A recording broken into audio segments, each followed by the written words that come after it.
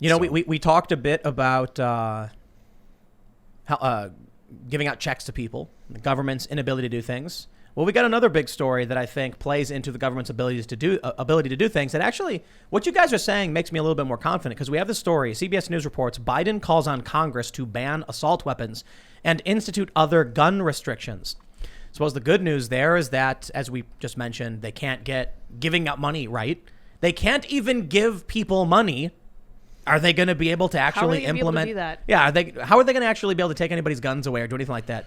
They seem to have no idea what they're doing. I mean, the thing is, it won't, and it will create more conflict, and it will create more fights, and it will create a really nasty situation inside of the United States. And it seems like some people within our government are hell-bent at fighting each other. And I think this is exactly what this particular bigger grab of authority away from the people is. You're pretty much saying that you're not saying that guns are bad. You're just saying that only the special privileged people should have guns. The politicians should have guns. And I don't know why we're not making this more of a talking point, but gun control, specifically in the United States, is based off institutional racism and white supremacy. There's a long history of that. But hold on. And you would think... That's not even like some haha got you talking point. No. Not. This is actually something the left does say all the time, because people need to understand leftists and liberals are not the same thing. It's the liberal corporate Democrat types, establishment types that are like, ban all the guns. Leftists, like Antifa, they're like, nah, we like our guns. They're pro 2A. They're tools of the revolution. They love that stuff. Yeah. I mean, I guess I'm a little more optimistic on the front of what's going to happen, because I think the courts are going to shut that down. Much of the early assault weapons ban stuff, that predates DC versus Heller and the big cases that the Supreme Court ruled on, which basically protects the individual right to guns that are in common use. And I think that there might be no more gun that's more in common use than the AR-15. It's the most commonly purchased rifle platform. First, let me just say, the gist of the story is Biden put out this campaign statement saying we need to ban assault weapons, universal background checks. So what you need to understand about assault weapons is there's no definition. Yeah. Assault weapon is meaningless. Assault rifle typically refers to selective fire rifles, so they can do single burst and full auto. Those have been illegal even before they were invented because of I guess, like, was it NFA? Was that it? I don't know. I'm not the most gun person ever. I can already see all the chat lighting up with people saying Tim has no idea what he's talking right. about. I'm gonna correct you. The point is, assault rifles are not legal. They can do full auto. Assault weapon has no unifying definition, and it makes literally no sense. In some states, there's like a standard. There's like in some states, for instance, the M1 is illegal, and like for what reason is that illegal? And then your standard SCAR or whatever is legal. So cosmetic differences. But I mean, something on assault weapon versus totally not related to function. It's like, well, that weapon was once used in war, so it's illegal. But the other one that's more modern, more powerful, and more efficient is totally fine. It's meaningless. So I suppose the bigger picture is whether or not the government will be able to do it. And you mentioned you're a bit more optimistic on the court shutting this down. Mm-hmm. But my question is, it's the Second Amendment.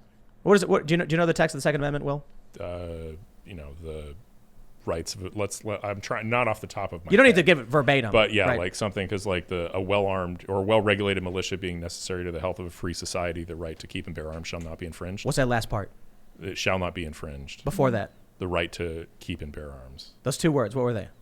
Keep and bear. Bear means, and that's part of the Heller decision, right? Like the ability to... So I think a later one. So why is it that in D.C., for instance, I can't legally bear arms? Because courts, the way these amendments are interpreted, they're, judicial interpretation, judicial gloss changes things. So manipulation and power. The politicians in D.C. are like, I'll be damned if I'm going to let anyone challenge me. Pre-Heller, before Heller was ruled, the Ninth Circuit had already decided that the ability to keep a handgun in your home was not part of the Second Amendment. Yeah. Right. It took Heller to reverse that and be like, no, there's an individual right to bear arms in your home. And and you know why that's absolutely insane? Yeah. The initial language of the Second Amendment before it was called the Second Amendment, it was called like Article 5 or something. I can't remember which article it was. There were 17 articles proposed for the Constitution, and the first two had to do with like Congress and apportionment or something like that. But the original text literally said, basically, even if somebody doesn't want to be in a militia, they're allowed to have a gun. And they took that out. I guess I was reading they were worried it would outlaw conscription. And considering it was, the birth of a new nation, they're like, nah, we need to be able to force people to fight wars for us. And look, I'm not trying to be a dick. Like, back then, we had the War of 1812. We had the British kidnapping people. Well, we were weak. I mean, people forget how weak we were. we were Like, young. Britain won the War of 1812 and then made a nice peace with us because they were more worried about Napoleon. But I love. I was reading. Right, I was reading about it. How it's one of the few wars where everyone declared victory, and the only loser was the Native Americans who were caught in the crossfire. I mean, Madison sent our troops up into like Canada, and then Right. Britain showed up Montreal. and was like, "Oh, look, you left your capital unoccupied. I guess we'll burn it to the ground." Yeah, I remember that. I mean, we were losing badly because they were a massive naval power. We were very, very weak. And again, the only reason they just got annoyed by it. They're like, okay, Napoleon's conquering all of Europe right now. That's a little more important than what those colonies are doing. Yeah, So we almost took Montreal. The U.S. tried to take Montreal, and Darn. so it's entirely possible that would have been in America. But so the initial proposal for the Second Amendment actually was longer, and it basically said, in the event even somebody does not want to join a militia, they can still have that weapon. They took it out, and then that leaves us today, where you have these people who are arguing like it says a well-regulated militia. First of all, which definition of regulated are they saying? Regulated in the term in the sense of armed and efficient, like well-regulated in the sense that everyone's got a weapon, or regulated in the sense that the government controls what they do. It's a modern interpretation off of what they may have actually it's also meant. just bad grammar, right? Like the first, people should know how to read an English sentence. The first phrase, a prefatory phrase, is like, here is one reason why we're going to enact this rule, right? A well-regulated militia being necessary to the health of a free state. It's like, that's one reason Right. reason that we're going to do this. And then we say the rule, the right of the people to keep and bear arms shall not be infringed. So that's the big issue. Joe Biden says he wants to do this. We got the story here from Michigan Live, how riots, politics, and a pandemic drove record gun sales in Michigan from February 13th. But this is just one story I just pulled up. I mean, we've had record sales, record background checks for the past year because of the riots, the pandemic, and politics. So now we're hearing from Joe Biden he wants to start banning assault weapons. But by their definition, that's like, this is the craziest thing. One weapon you can buy in, say, New York, you can't even bring to New Jersey. You could live in Philadelphia, literally on the water. You cross over to the other side with a totally legal weapon. Now it's an assault weapon. Definition changes outright. So the first thing I suppose they'd have to do is define what an assault weapon was. And I'll tell you the scary thing is there was an attempt several years ago to define any semi-automatic weapon as an assault weapon, which meant literally the handgun a cop uses. Mm-hmm. So I went down to March for Our Lives, the big protest. This was, I think, in 2017 or 18. And I was asking people, and I wasn't trying to do this gotcha stuff that you'll often see on YouTube where they're like, you're so dumb, explain it, like Jimmy Kimmel does or whatever. I saw people holding signs saying ban assault rifles. And so I would ask them, like, are you aware that they're already banned? And then they would go, oh, and they would like pull their sign down and fold it up and then hide it. Like, I guess you didn't realize. I wasn't trying to get you. And then I would ask some people, very simply, I had the bill pulled up that was proposed that would make like a Glock 17 illegal as an assault weapon. It would literally define the handgun as an assault weapon, one of the most common weapons in the country. And so I would ask people, do you think assault weapons should be banned? Yes. Do you think that includes, say, semi-automatic handguns? And they'll go, no, of course not. What about like, a Glock 17 or something like a cop would use, or a Glock 19? And they would be like, no. We just mean high-powered rifles where you can get off like 30 rounds in a few minutes. And then I would show them the bill, from like GovTrack, and I'd be like, here's the current bill. Do you agree with what the Democrats are proposing? And they would go, oh, no, I absolutely do not agree with that. And I'd be like, I mean, maybe it's important that, all these millions of people coming out here know that. I mean, you'd come out here, and a lot of people were shocked. They didn't realize just how serious it was that there have been proposals even to get rid of semi-automatic. You see, I don't know if you guys remember that, what was it, CNN or whatever, where they said fully semi-automatic. What? Right. Yeah, like they don't even know what they're talking about. And so there's a lot of people who think semi-automatic means you hold the trigger down and, That'd be full funny, auto. It's not. It's remarkable how. So I recently. I guess you're not supposed to say what kind of weapons you have, but look, it's probably fine if I mention this one I just got, right? You think it's okay? I don't know. What? The big one? No. Go pew? Well, no, the hunting one. Okay. I'll just say. So I got a bolt action 450 Bushmaster Ruger, and when I was buying it, they were just basically saying to me like, you should have no problems with this bolt action. It's great. It's excellent for hunting. It was designed for deer and stuff like that. And I was like, oh, that's perfect in the event we do want to go hunting or something like that, and we want to go out with somebody. And then I asked them, I was like, why is it that they regulate the AR-15s, but this thing is like just not even on the books? And they were, well, because they have no idea what they're talking about. And I had several people tell me that less moving parts on the bolt action 450. These are decently large rounds. They're more accurate at longer distances. They're potentially more dangerous from somebody who wants to cause harm. But because these politicians have no idea what they're talking about, they think the scary black-looking rifle is a military weapon. It's got to be banned. Meanwhile, this hunting rifle, which is actually more deadly and more accurate, they're like, oh, that's fine.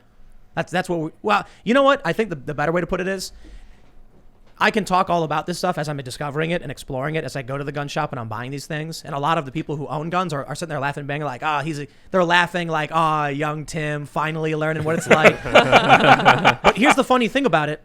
It's also a wake-up call to, it's kind of like the Gell-Mann amnesia effect. Mm-hmm. For those that aren't familiar, the idea of the Gell-Mann amnesia effect is when you read a news article about something you're familiar with. So let's say you're a gun owner, and you read a story saying assault weapons will be banned, and then they make reference to things that don't exist, and they get assault weapon wrong, and they define words. You laugh like, these journalists have no idea. They say fully semi-automatic. They're so dumb. You turn the page, and then it's like conflict in Syria, 50 dead. And you go, wow, I didn't know that. The idea is you all of a sudden forgot how incompetent these journalists were. I suppose there's another effect I would liken this to is people believe in government until they realize there's an area of government they're familiar with and how awful it's being controlled and regulated. So as soon as you start getting into like buying guns and going to class, which a lot of people are doing, all of a sudden you go, if they're doing this really bad, what other regulations do we have that are just as bad? If they don't know what an assault weapon is and can't define it, how are they handling medicine? So this was super funny to me because the lady who sold me my personal weapon of choice in a different state was like, well, the state that you live in does not like this gun because it looks scary. And that kind of struck me as strange because I was like, the people who are actually regulating the things that we can and can't buy, this literal right that we have that's in the Constitution, they have no idea what they're talking about. They know nothing about what they're saying. And they think that they have a right to like tell us what we can and can't do. It's in the Constitution. I'm sorry, you may not like it. Well, another thing to really consider here is this is a very unpopular move by Biden. People have been buying guns in record numbers, even in big cities. Even a lot of people Liberals on the left. Yeah. A lot of people on the left have been buying firearms. And I truly believe this is done in an effort to push for more chaos. Order out of chaos is usually the big kind of agenda that you see from a lot of these politicians that try to stir up a whole bunch of problems and then come in with the larger solution.